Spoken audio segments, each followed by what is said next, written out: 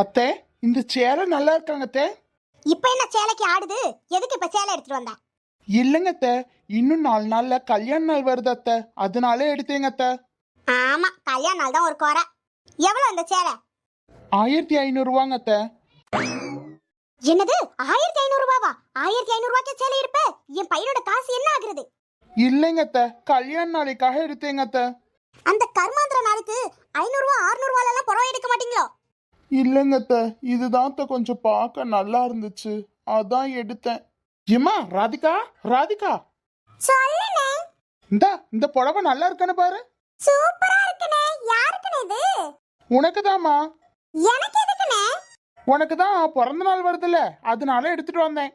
அதுக்கு இன்னும் 10 நாள் இருக்கே. ஆமா, ஏதாவது தைக்கிறதா இருந்தா நீ தெப்பில, அதான் எடுத்துட்டு வந்தேன். சரினே.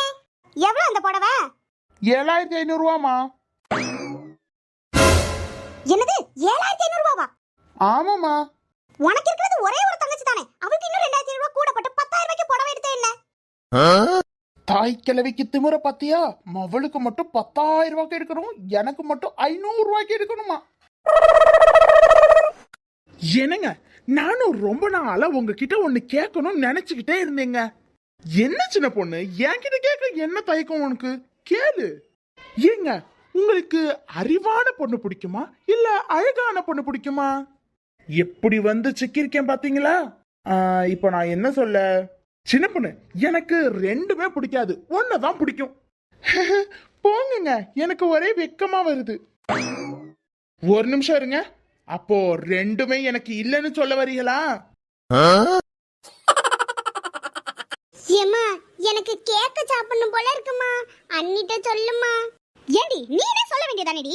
இல்லம்மா, நீ சொன்னா உடனே செஞ்சு தருமா அண்ணி. நீ சொல்லுமா ப்ளீஸ்மா. சரி இரு. சின்ன பொண்ணு, சொல்லுங்க அத்தை. ஏம்மா, வாயில நமனமன்னு இருக்கு, கொஞ்சம் கேக்க செஞ்சு தரியா? சரிங்க அத்தை, சாப்பிடுங்க அத்தை. ஏம்மா மருமவளே, போன வாட்டி செஞ்சதோட இந்த கேக்கு சூப்பரா இருக்கே. ஆமா அத்தை, அப்படிதான் இருக்கும். எப்படி மருமவளே? அதெல்லாம் ஒரு ரகசியமும் இல்லைங்க அத்தை. நான் கலக்கி வச்ச மாவுக்குள்ள கற்பை முடிச்சு விழுந்துருச்சு அத்தை.